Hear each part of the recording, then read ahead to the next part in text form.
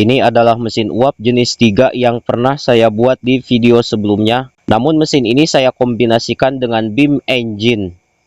Pertama, ketika engkol katup menghadap ke kanan, maka katup juga akan bergeser ke kanan melewati lubang tengah.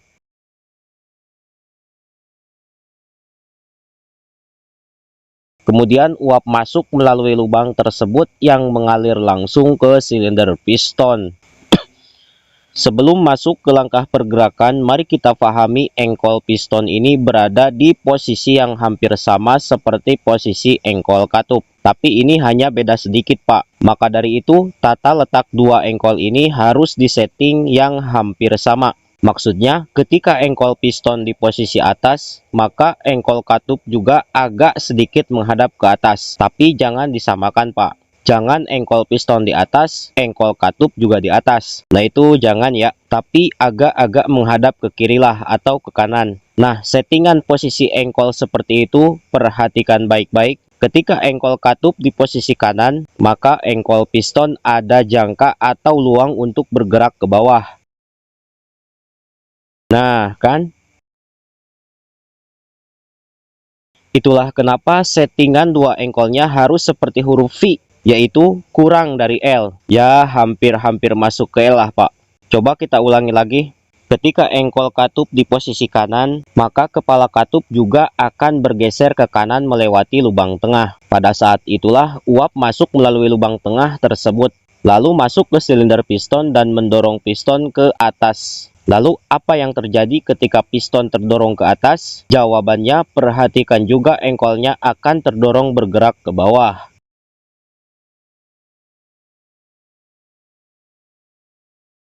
Nah, ketika engkol piston sudah di bawah, maka katup akan langsung bergeser ke posisi kiri melewati lubang tengah yang menutup aliran uap masuk ke silinder piston, sehingga terjadi penahanan tiupan uap oleh kepala katup tersebut. Otomatis ya Pak, piston pada saat ini tidak tertekan uap. Kenapa? Karena uap terblokir oleh kepala katup. Disinilah saat-saat dimana piston harus bergerak ke bawah sambil membuang uap yang sudah masuk sebelumnya. Nah, poin rumit pada mesin ini berada di posisi seperti ini, Pak.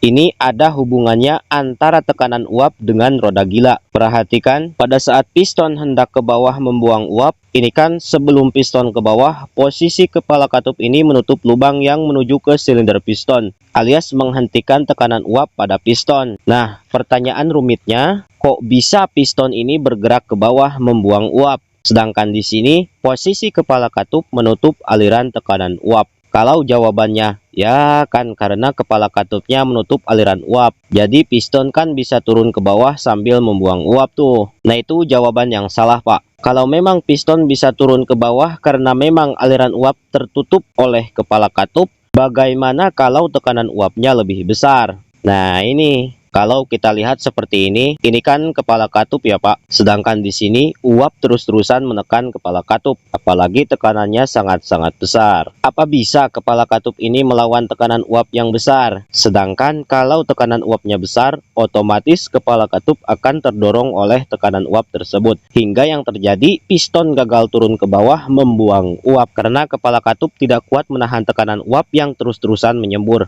Hingga akhirnya yang seharusnya engkol piston ini bergerak ke atas, namun yang terjadi malah sebaliknya. Bukannya bergerak ke atas, tapi malah balik lagi terdorong oleh kepala katup yang tidak kuat menahan tekanan uap besar itu. Pada saat saya menyalakan mesin ini, perhatikan pergerakan roda gila yang ketika saya putar ke kiri, itu kayak ada balik laginya Pak.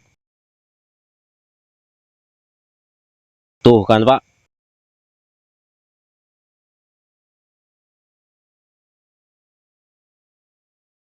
Nah, itu adalah jawaban yang saya bahas ini, yaitu tidak kuatnya kepala katup menahan tekanan uap, sehingga ketika piston hendak buang, malah jadi gagal buang, karena ikut terdorong lagi oleh kepala katup dari tekanan uap yang besar. Disinilah poin rumit dari cara kerjanya Pak, yang mana penyebab besar ketika kita membuat mesin tipe 03 gagal berputar. Yang saya jelaskan ini adalah ilmu mesin uap tipe 03, lebih dalam lagi Pak. Tapi karena masih banyak di antara mereka yang ketika membuat mesin ini udah diginiin, udah digituin, tapi masih saja tidak muter. Aduh.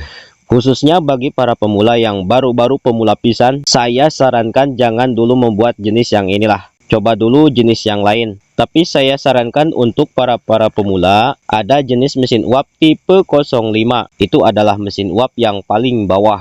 Tidak terlalu rumit lah dibanding yang ini. Ya, saya ngomong seperti ini bukan sok-sok tahu lah Pak. Tapi dari pengalaman saya sendiri memahami 7 jenis mesin uap.